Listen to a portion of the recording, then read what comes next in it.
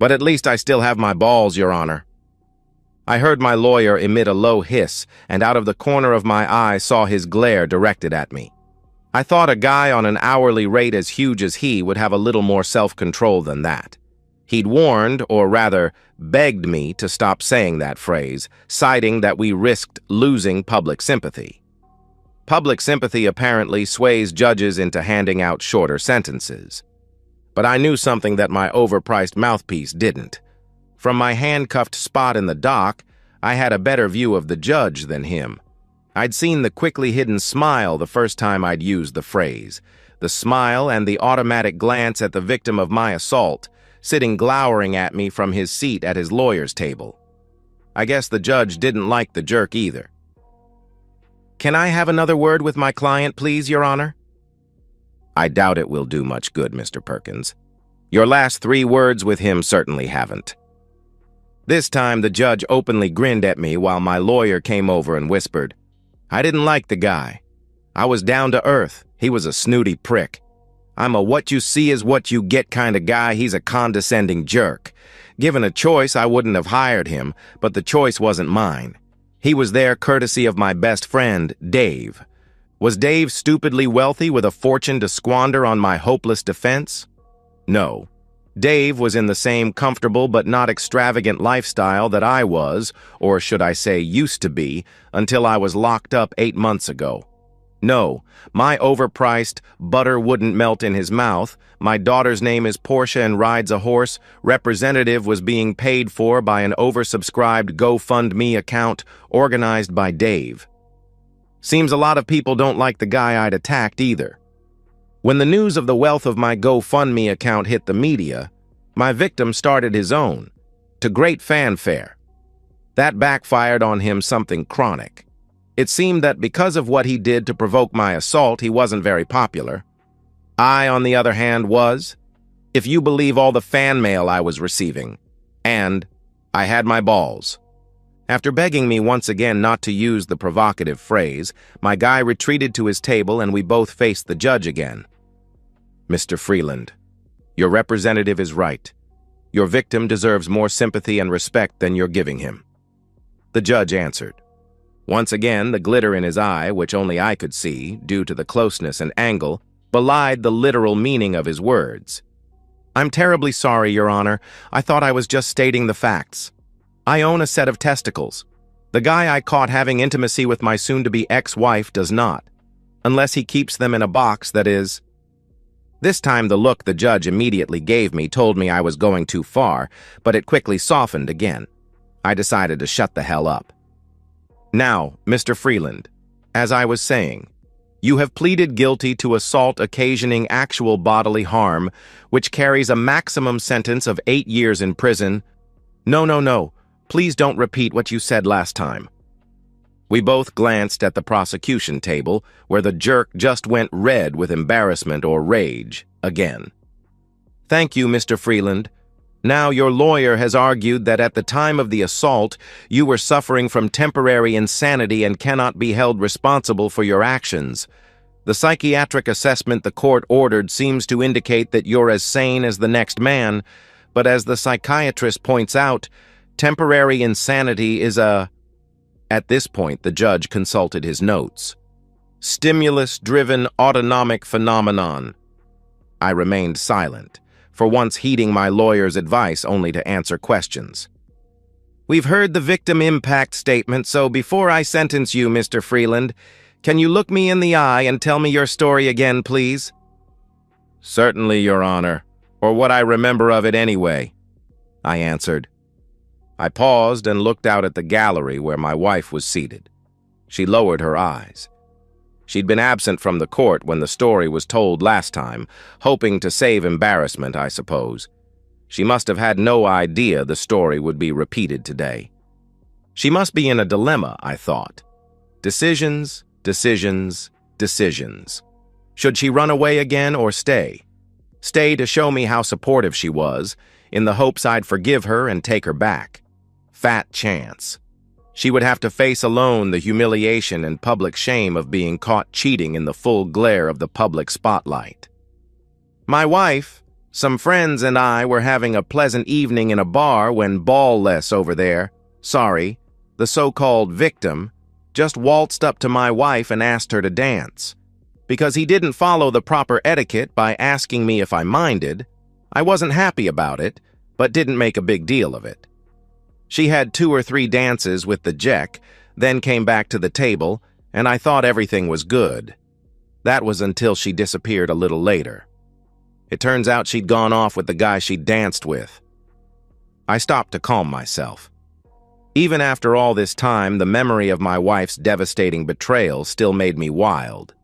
I guess it's true what one of the shrinks said about where there is great pain, there is great anger. He described anger as a second-hand emotion, saying it never happens in isolation. Guess, if nothing else, I learned something new during my incarceration. "Go on, please, Mr. Freeland," the judge answered. "Well, I figured he'd take her straight back to his place, and a few people knew where he lived, so I went straight around there. Sure enough, his big flash car was parked in the garage. He and my wife must have been in a hurry. Not only had they left the garage door open, but the internal door into the house was unlocked as well. I didn't have to break in, Your Honor, just walk in." "There was certainly no mention in the police report of damage, Mr. Freeland," the judge replied.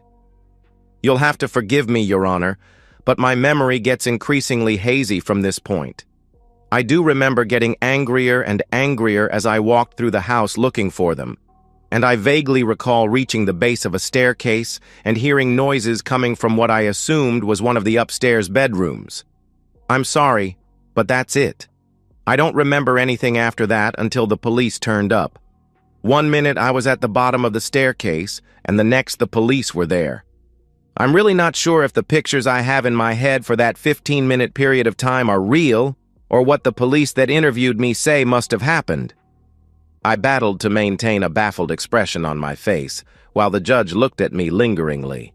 A large part of my overpaid lawyer's argument, that he really was very good at what he did, was that my confession that night was signed when I wasn't in a rational frame of mind. The police had erred, and there were long stretches of time when my whereabouts in the jail were unaccounted for. My lawyer had sown the seed that I was being interviewed, or bullied, off recorder, and the police had used my mentally vulnerable state to implant a memory into my head, probably by repeating it multiple times. That memory then became reality for me, and I'd signed a confession to say that's what happened. In truth, of course, I remember what happened. Every detail, from hearing the sounds of intimacy coming from the bedroom, walking up the stairs, following the sound to an open door, to seeing my wife on all fours, naked as the day she was born, being with the wife-stealing jerk I'd watched her dancing with. I don't know if it was actual insanity, but something inside me snapped right there and then, and I really don't think I should be blamed for my actions. The couple were totally unaware of my presence as I watched them. She was urging him on, dispelling any lingering hope that she was an unwilling participant in this private fest. I will always be a humiliated husband from this moment in time. I would never be as good as him from this moment in time, unless I evened the score a little. I can't remember making a conscious decision to do or not to do what happened next. All I remember thinking is, I may always be a humiliated husband from here on in, and my Johnson will never be as big as this one, but at least I'll still have my balls. I'd been the fullback of my rugby team when I was younger and used to take the conversions. That meant I could put my foot exactly where it needed to be, with great force. That's exactly what I did now. He reacted immediately. His movements were comical. He reared forward to get away from the deflation, pivoting my ex-wife forward until her head hit the headboard, stunning her. He then threw himself off her onto his back, legs splayed, all the while inhaling like he'd been holding his breath for a year. The pain mustn't have hit fully yet, as his aghast gaze went from his ruined groin to my smug smile. The look of horror on his face would keep me smiling no matter how long I was locked away. The judge began. "Yes, Mr. Freeland, your lawyer has made that abundantly plain. I believe the police station in question has already made some sweeping changes to the protocol. That you were at the scene is not under doubt. Nor is the fact that you rendered first aid to the victim, which we've heard from 3 character witnesses entirely in your nature. That your wife didn't see you actually assault the victim is fairly irrelevant. There is no doubt you did the damage that resulted in the victim's testicles having to be surgically removed. No, the only question is your state of mind at the time of the assault. Now, as I said, the statutory penalty is an 8-year custodial sentence, although I am allowed to take into account the provocation you were subjected to and your probable state of mind at the time. As for the deterrence value of the sentence, well, I doubt you'll ever be subjected to such an emotive and, quite frankly, disgusting provocation ever again. At these last words, the judge looked over at my wife in the gallery with a look of condemnation and revulsion. She shrank into her seat. It didn't escape my attention that she had none of her friends around her for support. From what I'd heard from inside my quiet, safe cell, she didn't have many friends left. My case had made sustained headlines across the country, firstly because of the fame of my victim, then the human interest stories about how some celebrities use their fame to do very immoral things with few consequences, then thirdly because of the GoFundMe account. It seems that some of the husbands my wife's lover had previously humiliated were quite wealthy, and the fund was well into 6 figures before the public started throwing in. My David versus Goliath story must have hit a chord because thousands upon thousands of people chucked in their spare change and more. The sheer size of the fund guaranteed its own publicity and kept me and my wife's sins in the forefront of the nation, as well as our friend circle's mind. It became socially unacceptable to do anything but pillory her publicly. I must have drifted off into reverie at this point because I suddenly became aware of the sounds of clapping in the courtroom. We all rose as the judge left the room, and I looked around at the sight of people smiling at me and giving me the thumbs up. I turned to my lawyer. "What the hell?" "He judged you temporarily insane, you lucky person. He sentenced you to time served and 3 years probation. You're a free man," the lawyer replied. We shook hands and he supervised me being processed out. The bailiff shook my hand, clapped me on the back, and leaned down to whisper to me, "I'm sure glad you still have your balls, man." He showed the insanely grinning me and my dour lawyer the back door past the waiting media.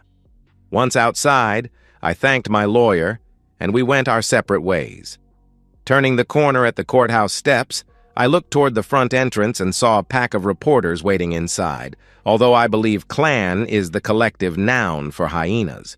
My change from Prison Orange must have thrown them a little, as no one took any notice as I walked past. I saw another little cluster of people gathered on the steps on the far side of me. Bugger me. My victim was giving his own press conference with his lawyer. They stood on the lower steps facing a half-dozen cameras as I walked toward them. As I came within earshot, I heard the former local superstar, now publicly exposed as the jerk he was, decrying, "I vow to appeal the judge's decision of today. It was a travesty of justice. What's more, I'll be launching a civil action to clear my name. Having intimacy with married women isn't a crime." First, one, then more of the guys directing the cameras tapped their lens watchers to turn toward me. By the time I approached, the former star along the same stair level he occupied, half of the cameras were pointed at me. The height and weight disparity, he had me by almost 1 foot and 100 pounds, was accentuated as I stepped into his personal space. The jerk actually took a step back from me, tripped over his own feet, and fell on his back. From the ground, he quickly looked at the cameras and realized how weak that made him look.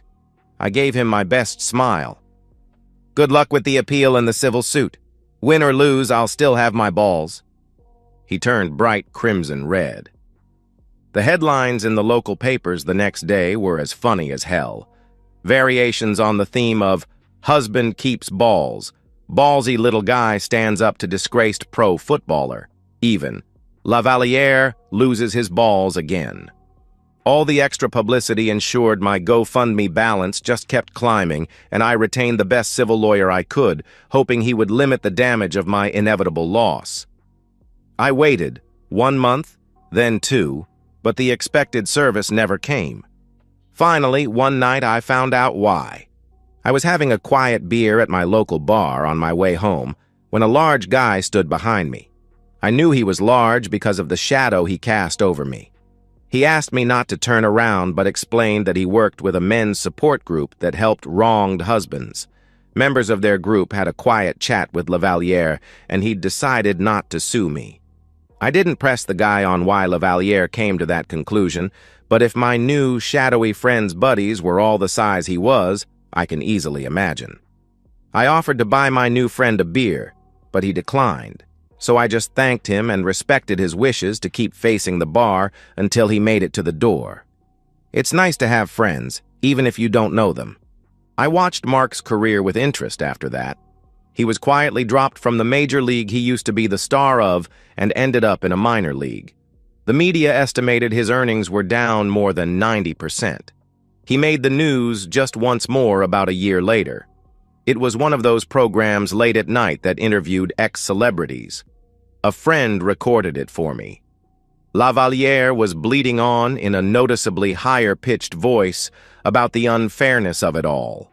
With no balls, his testosterone levels plummeted. He shed muscle mass, drive, and aggression. This added to the ribbing he received every time he ran onto the field. He was given a 2-match suspension when an opposition player allegedly whispered, "At least I still have my balls." The film cameras caught Mark turning and slapping the guy. If he'd punched him, it may have earned him some respect, but a slap did his rep no favors. Less than a month after that, he was sacked after being caught taking testosterone supplements, banned as performance enhancers in professional sport. I lost track of him after that, hearing his name only when people talked about the perils of infidelity. As for Linda, well, she fared little better. Her friends, family, and acquaintances quickly found that if they sided with her, they got smeared with the slime her notoriety earned her. They ran like hell, throwing stuff at her as they fled. The media left no detail out on how she'd betrayed me at the drop of a hat. Or was it panties? She became the poster girl for bad wifehood. Bereft of support from family and friends and pilloried by media and passers-by in the street alike, she tried to flee from the district.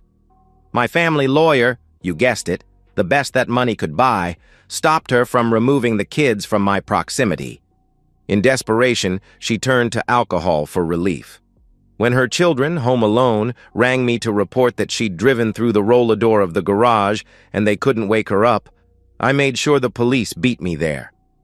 I left the garage door open so the media could photograph the play equipment in the bay next to where Linda normally parked her car. Her arrest for DUI was just the cherry on the top. My lawyer quickly convinced a judge Linda wasn't a fit mother, but wasn't cheeky enough to suggest I, as an admitted serious assaulter, be granted custody. Instead, the clever fellow suggested that my parents be given legal guardianship. With the ample allowance I could give them, thanks to my adoring fans, the judge quickly agreed. I just moved in with my parents. Linda's drinking became worse, which didn't enamor her to the child services people supervising her visits with the children. She gave up and moved from the district after a few months. She writes them a card every birthday and Christmas. They couldn't care less. My fame, or should I say infamy, saw me sought out by available women, and I could have done all right if I was the type to be attracted by that sort of woman. I wasn't.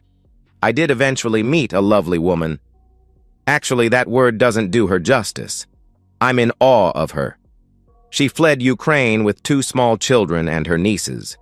Her sister and brother-in-law have been killed early on in the conflict with Russia. Best of all, she loves me for me, not because of my fame, though she has been known to whisper to me late at night after playing a little hide-the-sausage, "I'm glad you still have your balls, Jim." And so, we've reached the end of today's story.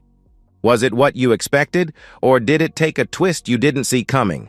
I'm curious to hear your thoughts. Share them in the comments below, and let's get a conversation going. If this story kept you hooked, make sure to hit that like button. And if you're new here or just haven't subscribed yet, now's the perfect time to join our community. I bring you fresh, captivating stories every day, So click that subscribe button and turn on notifications so you never miss out. Thanks for watching, and I'll see you in the next one. My name is Matt Kaufman. I am 6 foot 1 inches tall, 195 pounds. I have blonde, going to gray hair, and pale blue to steel gray eyes that change color with my mood. Carrie called them my mood rings. I am 45 now, but when I discovered her cheating, I was 41 and a highly successful stock trader. I also write fiction novels, mostly Western post-Civil War shoot-'em-ups. I had a high 7-figure yearly income and thought I was in a perfect marriage. My wife, Carrie, was 39 and a successful real estate broker. We had been married for 15 years and had 2 kids. Kathy was 12 and Jerry was 10. We lived, and I and the kids still live in an upscale gated community on Reeds Lake in East Grand Rapids, MI. That is an expensive suburb of Grand Rapids. As I said, I was and still am a highly successful stock trader. I have a surprisingly good ability to pick stocks that have a short-term gain. I am right about 35% of the time. I started with penny stocks and found out that it was a head rush to take a stock whose price could be less than $5 and watch it explode upward in price. When you were buying at that price, even one winner out of 4 was profitable. I was much better than that. Just one example. I bought 500 shares of a small pharmaceutical company that discovered a possible breakthrough cancer drug. I paid $2.45 per share for a total investment of a little over $1,200, and the company was bought out by one of the big pharma corporations at $52 a share. I held it for an additional year, and the stock split 3-for-1 at $52.37 a share. I sold out and made a profit of over $77,000. Not all of the stocks did that well, but I made profits of over $5,000 on most of the successful stocks I traded. I seldom held a stock for more than 18 months, but I held most for 6 months minimum for tax reasons. My writing had started to be very profitable also. I was offered big bucks for the movie rights to 3 of my novels. I would get the money even if the movies were never made. The contract was for an 8-year period. I enlisted in the Army after high school and was medically discharged after 15 months of a 4-year enlistment. I was a training accident statistic. I lost my left leg below the knee in training when a new recruit driving a Humvee plowed into the training company I was in as we were marching to a training class. I was lucky. 3 of the company died, and 2 more were paralyzed from the waist down. The rehab was well over a year long. One bad or touchy thing is I am very sensitive about being called or classed a cripple. After I finished my rehab, I took my disability pension and my GI Bill benefits and enrolled in college. I didn't have a clear goal, but I wanted to learn. I discovered that I loved the intricacies of the stock market and of writing. My degree major turned out to be finance with a minor in creative writing. I did not wish to stay in the dorms, so I bought a nice 3-bedroom house just off campus. It was priced right, as it was in a changing neighborhood that was undergoing gentrification. I figured to live in it until I graduated and then sell it. I figured that even if I only got 90% back, it would be cheaper than the dorm costs or renting a house or apartment. When I sold it, I broke even, and a nice young couple with a new baby had a good, inexpensive home. I met Carrie Nation Darwin, named that by her mother, who was a member of the Women's Christian Temperance Union when we were seniors in college. I was taking an elective in real estate sales, and she was in the class to finish her major requirements for a degree in real estate management. She sat next to me on the first day of the class, and after we introduced ourselves and talked some, we decided to create a study group to work together in the class. We posted a notice on the study group wanted board, and when we finally pulled it down, we had a group that, besides the 2 of us, included 3 men and 2 women. We met 2 nights a week at my house. The women were serious, and 2 of the men were too. One man, Gary Radibo, was of the opinion that the rest of us should do the work and give him the notes. He also decided that all 3 of the ladies, and they were ladies, were conquest material. He lasted about 2 weeks before he got slapped by Carrie for putting his hand on her crotch when she was sitting next to him. I ordered him out of my house and told him he was not welcome here again. He did not take it well and threatened to beat the cripple with his fake leg. About a week before midterms, the group and I were walking out of class when someone called my name. I turned and was hit in the face by something heavy. I was down and out for the count. I woke up in a hospital room. Carrie was in the chair in my room. She looked like she hadn't slept or changed clothes since the class. She had my prosthetic in her hand, and I could see it was damaged. It seems that Gary decided after he knocked me out that my fake leg was a good weapon and tried to take it and beat me with it. Carrie told me that she and a professor grabbed him and forced him to drop the leg. Martha, one of our study partners, picked it up and wailed on Gary with it. It turned out I had a broken cheekbone and, additionally, 2 broken ribs from Gary kicking me before he could be restrained. Gary ended up with a concussion, was expelled from the college, and was arrested for his assault on me. His parents were very rich and tried to make it all go away by hiring a legal team that rivaled O.J. Simpson's. Then the family tried to throw money at all of the witnesses. Then they tried to buy me. No one took the money. Gary was not well liked. Gary came up for the trial and pled guilty to felony assault as he thought he had a plea deal in place. However, in our state, we have a victim statement phase of the sentencing portion of any violent crime trial. I made my statement while still in a clear facial mask to protect my reconstructed cheek.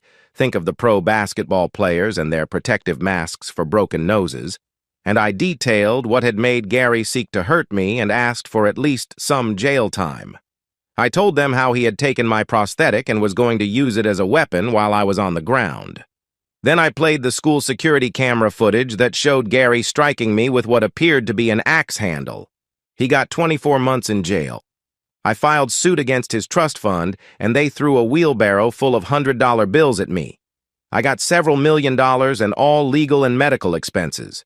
Just to rub it in, I made sure that the fund replaced my damaged fake leg with a new state-of-the-art one. The new one even had distinct toes. As I was healing, Carrie was right beside me through all of the pain. With the study group keeping me up to date on my classes, I graduated on time. After graduation, I bought an apartment building in the downtown business district. After I bought it, several tenants expressed a desire to have the building go condominium. I filed the papers, and when the smoke cleared, I made another bundle and had the penthouse condo for myself.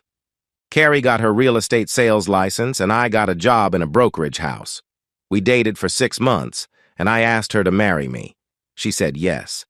We decided to have the wedding planned for the next spring, and we did the meet and greets of parents and siblings. My family was impressed with Carrie. Her parents were a problem.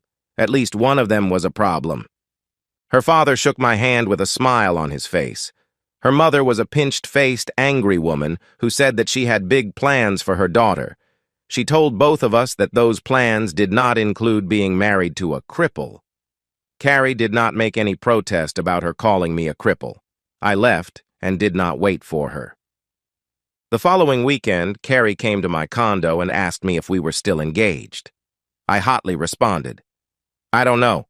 Can you stand to be married to a cripple that you chose not to defend when your mother insulted him?" She teared up and, not saying anything, handed me the engagement ring and left. The next Monday, she was sitting in the reception area of my office when I came in. I looked at her, and because I was still hurt and angry, told the receptionist, "I am not taking any visitors or appointments today." I went into my office and closed the door. Carrie called me. I told her I thought she had made herself clear at the condo, and so we had nothing to talk about. Then I hung up the phone.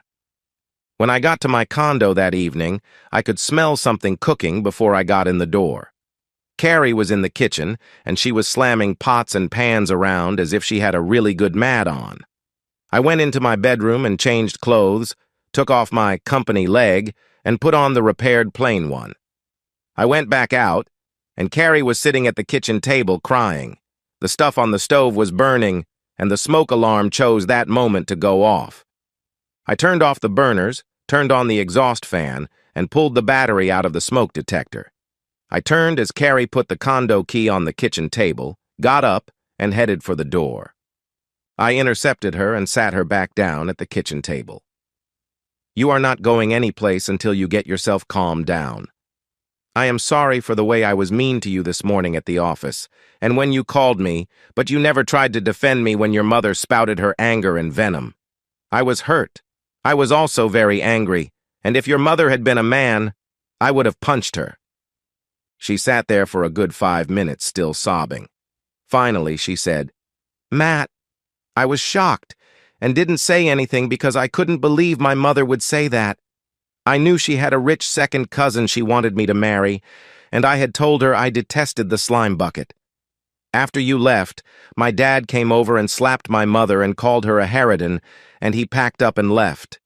I went back to my apartment, and I cried for a couple of days and made myself sick. It took 2 more days before I could go to work. I came to talk to you this past weekend, and in my mind assumed that you had decided you did not want me anymore. Then this morning I was going to ask if we could start over. When you went into your office and closed the door, I was not surprised, and then you showed me how I hurt you when you hung up on me. I knew I was going to have to work very hard to try to win you back. You know I don't think of you as a cripple, don't you?" I responded, "I know you never said anything about my leg. But when you didn't say anything when your mother called me a cripple, I jumped to the conclusion that if you didn't agree, at least you were embarrassed to have it pointed out so you couldn't ignore it. I will not be the cause of your embarrassment over my injury, and if it embarrasses you, we should end everything right now." I continued, "I was hurt. Then you showed up almost a week later without a word in between and gave me the ring back without me asking for it. I knew we were done then, and I was hurt again." That started the tears again. I finally picked her up and took her into the bedroom, covered her up, and went and laid down on the couch. The next morning, Carrie woke me up and told me to call the office and take a day off. I called work and was told to solve the problem and hurry back. I was also told to do as much as I could from home through the office intranet connection, using my sign-on and password. Carrie left to get some clothes for the day, saying she would bring back breakfast. About an hour later, she returned with 2 covered plates from the local diner that we both liked. She handed me a plate that had the biggest Denver omelet I had ever seen. She must have had the restaurant make it up special. Hers was the same on a much smaller scale. After breakfast, we talked for almost 2 hours. Carrie apologized again for not standing up for me against her mother. I waved it off, and we decided that we did not need to start over, but to restart. I gave her the ring back. We still had some problems, Marie. Carrie's mother kept trying to throw roadblocks into our plans. She told Carrie to insist on a prenup. I agreed. Then she insisted on an abuse or adultery clause to the prenup. I agreed. She finally told Carrie to have the prenup say all premarital assets would remain the property of the originating person and that all assets earned in the marriage would be split 50-50 if divorced, except if the adultery or abuse clause is the reason. In that case, all marriage assets would go to the injured party. We signed. Then she wanted an accounting of my assets. I said sure, as soon as I get an accounting of Carrie's assets. That shot that down. I had told Carrie before her mom made the demand that I was rich, but not how much I had. She had told me she had a trust fund that gave her a stipend monthly. She did not tell me how big the fund was or how much the stipend was, and I never asked. Then dear old Mom tried to shove different guys at Carrie. It got so bad that Carrie stopped accepting invites if I wasn't included.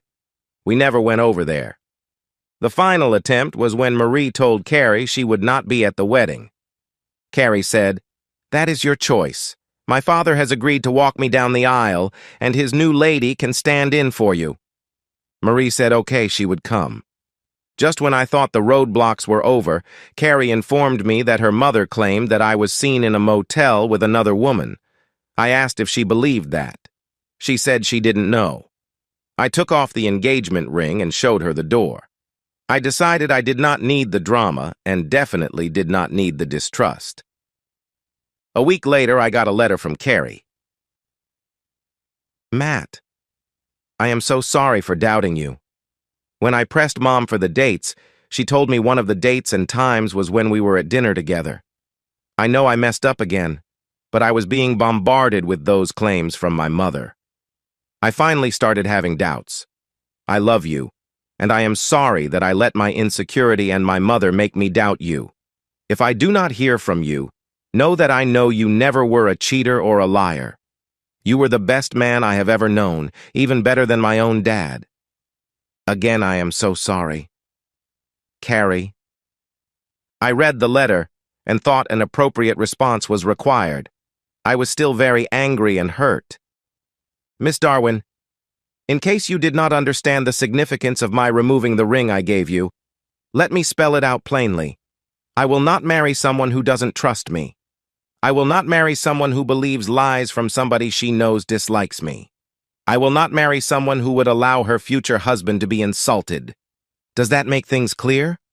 Now that I have vented, here is what I will promise the woman I love enough to marry or even get engaged to: fidelity, protection, loyalty, and love. I have been exclusive with you from the first time we dated after I finished my injury regimen. I have loved you and only you since the second date we went on. I have made plans and promises with and to you. If you think that those things are not enough, then this is our last communication. If you can't trust me, don't contact me again. I have agreed to take another position with my firm and will be moving out of the city. I have sold the condo, and as of next Friday, I will be gone. I have left instructions at the office and with my attorney that no one but my immediate family is to be given any information about my new job or its location. I still have to work this week, but please do not try to contact me if you don't trust me. Even if you do trust me, I will be taking a new position, if for no other reason to get away from your mother's meddling. Your former love, Matt. I sent the letter to Carrie's office in a company envelope. I did not want anyone but her to read it. She apparently ran home to Mama because, sure thing, Monday morning the shrew was on the phone to gloat. You wimp, I know you weren't cheating on Carrie, but you're just a stupid, poor, nothing of a cripple, and she deserves more and better. Then she hung up. Carrie finally called late Thursday. It was just before quitting time, and I had already made arrangements to have Friday off. If she hadn't called then, she would not have gotten hold of me. Matt, before you leave, can we meet to talk? Please, there are things I need to say and things you need to know. She added, I know I messed up, and you had the right to break up with me. I just don't want you to leave with you hating me. I don't hate you. I am angry, but it is not hatred. I just can't forget the lack of trust and the lack of respect you showed. I see no reason to talk, especially when your mother, remember her, the mother that lied to you, called first thing Monday morning to gloat and insult me some more. How did she even get my office number? I'm sorry. I guess that I needed to talk to someone when you took the ring back. I might have left one of your cards at her house. Please don't leave me without us talking face to face, she replied. Okay, I know I shouldn't, but I will meet you at Seymour's pub at 8 tonight. I will talk to you, but I make no promise or even hint that we will get together again. Just remember, I will no longer be around after tomorrow. 8, and if you decide not to show, everything is done. I'll be there. I love you, Matt, and I want you. I will grovel if necessary, she replied. 8, not 8-1 or 8-2, 8. Then I ended the call. Well, she was there on time, and the first thing she asked was, Can I come with you to your new job and new city? I can sell real estate anywhere in the state, and if I am with you, I won't be hearing my mother spew her venom. I was shocked. I had never imagined a request like that. I told Carrie that I needed a minute to think. After a few seconds, I decided that I wanted to be with her. We moved to the new city, and Carrie found a job within a week of our move. My new company was paying for an extended stay hotel suite for us until I could find an apartment or a house. Carrie's job was in an office about a block from mine. I found a nice house in the Forest Hills suburb of Grand Rapids. I didn't really have a reason to do it as I did, but I only put the trust fund's name on the deed and tax records. We had not gotten married yet, so the prenup made it mine as long as I wanted. I broached an idea I had to Carrie. Let's both contribute a set amount into a household account every month, and anything above that would be the earner's mad money to do with as he or she pleased, I added. As of now, my salary and bonuses are almost twice what hers were, so for now, I will contribute 66% of the household account. If kids come along, I will contribute 100% while you are not working, but taking care of the kids. She thought that was a great idea, so we set it up to start. She would put in $3,000 per month, and I would put $6,000 in. That amount ensured that we would be building a decent nest egg for future house maintenance. We decided to go ahead and get married in Grand Rapids. Carrie's dad, his new girlfriend, and my family were the only guests. Carrie's mom was angry to the point of vowing to never speak to us again. Or I should say, I never did speak to her again. It turns out Carrie did. We honeymooned in Honolulu. We spent 2 days on the beach and the rest of a 3-week trip exploring the sights and the other islands. We spent a whole day just walking the forest in the nature preserve. We explored the open to the public areas of Mauna Loa volcano. Then we toured the remains of the leper colony that we were allowed into. It was a glorious start to our life. Life was great. Carrie was moved from mundane cold traffic to the exclusive section of the real estate firm. We had Kathy, and Carrie took 4 months off and arranged for a live-in nanny. We then had Kenny and moved to the house in East Grand Rapids. We survived the normal kid traumas and their pushing of the boundaries we set for them. Childhood diseases and scrapes and sprains were lived through. The school was a fight for only the first week or so, then the kids decided that learning stuff was fun. About 6 months after our 13th anniversary, Carrie started to question any time I was out of the house. I had quit working in the brokerage and just used them for my trades. I spent my time writing. I had more than 30 novels and anthologies published, and had 4 or 5 ready to go to the proofreader. The only time I was out of the house was when I was in New York to talk to my publisher, or in Chicago to talk to my business manager about my contract renewals or movie rights. I was getting the mama's meddling vibe from Carrie, and I called her out on it. She admitted that she had reconciled with her mother but had not gone to see her as she knew I would blow up if she did. I didn't say anything. I just went into the bedroom and started moving her stuff into one of the guest rooms. She saw what I was doing and decided that discretion was the wise thing and did not say a word until I had everything moved. Then she asked why. I wondered where all of this suspicion was coming from. Has your mother told you I was cheating again like she did before we were married? Did she ever come to see her grandchildren? Did she ever realize that I could buy and sell that jerk she wanted you to marry? You know, the one you called a slime ball? Well, she didn't say anything and just started sleeping in the guest room. She never again questioned me about where I was going or who I was meeting with. It was strange, though. Shortly after that, she started telling me she was told by her boss to start showing houses on Tuesday and Friday afternoons. As an exclusive listings agent, all of her showings were by appointment only. After about 6 months of this, she slipped up. She came home one day in different clothes than she left in. I started to pay more attention. I also started to make arrangements to protect myself and my kids if she was cheating. About 3 months later, things in the home had gotten more contentious. Arguments were much more frequent and nastier.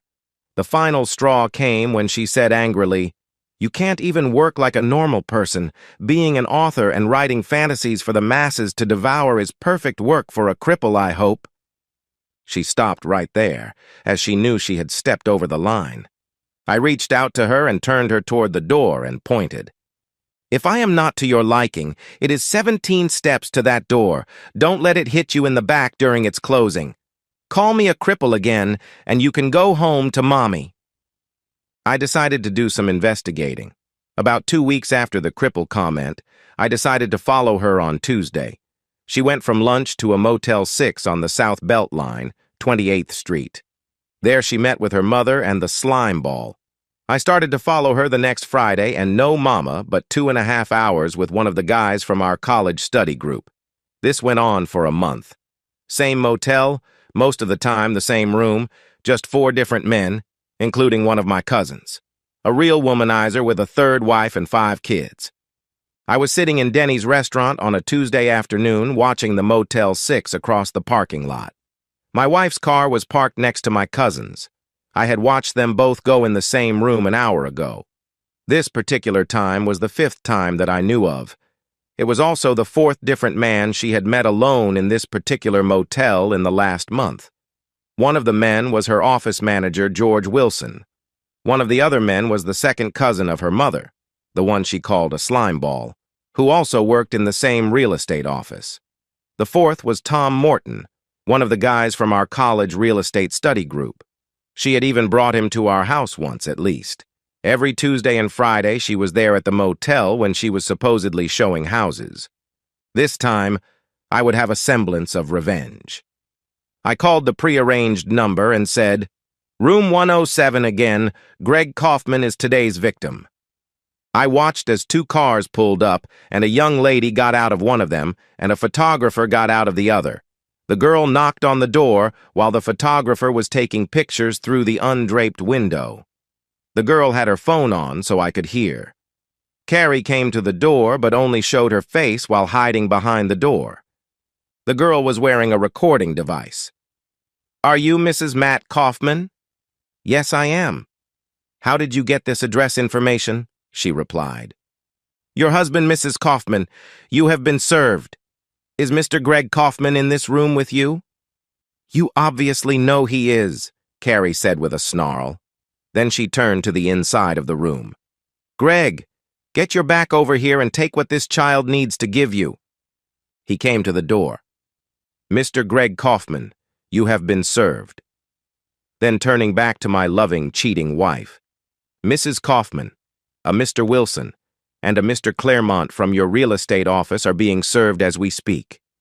Mr. Thomas Morton will be served as soon as we can locate him. Here is a restraining order for you. It requires you to not return to the Kaufman residence in East Grand Rapids and to maintain a minimum of 300 feet from Mr. Matt Kaufman and his children. Do you understand?" She whimpered. "Yes, I understand. I'll bet the cripple has done something to my mother also." The girl said, "I would not know about that. But your husband did ask me to point out the window where he has been watching from." With that, she turned and pointed at me, and I waved to my soon-to-be ex. Well, things went better and worse than I thought they would. Carrie hired a shark of a lawyer, and he wanted to void the prenup, saying that the engagement and marriage that it covered had been called off. The judge did not buy it. Carrie's attorney wanted court-ordered counseling. The judge agreed. I refused, and I was jailed for 30 days before the judge gave it up as a lost cause. Carrie wanted custody, but when Kathy told the judge that several times Carrie had brought strange men to our house, the judge denied that motion. Then came the ultimate insult. Her lawyer wanted the decree to be changed to irreconcilable difference so that his client could share in the marital assets. I had my lawyer present all of the photos and reports about her cheating. The divorce was granted, and Carrie did get to keep her personal savings. All other assets became mine only.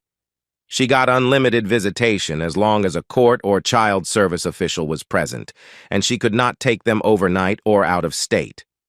The guys, well, they got what they deserved. Greg was divorced, and his wife took what was left of his assets. The real estate people were all fired, divorced, and could not get a job in our area, so they moved to different states. Tom Morton was never found, and I never pursued it after the divorce. Carrie's mother was ecstatic for about 90 days. Then she found out the grandkids could not come to visit her, and I would not allow her in my house. Nobody wins in a divorce, but I got everything I expected and moved on with my life. Carrie was dutiful in her visitations until she decided to marry the slimeball.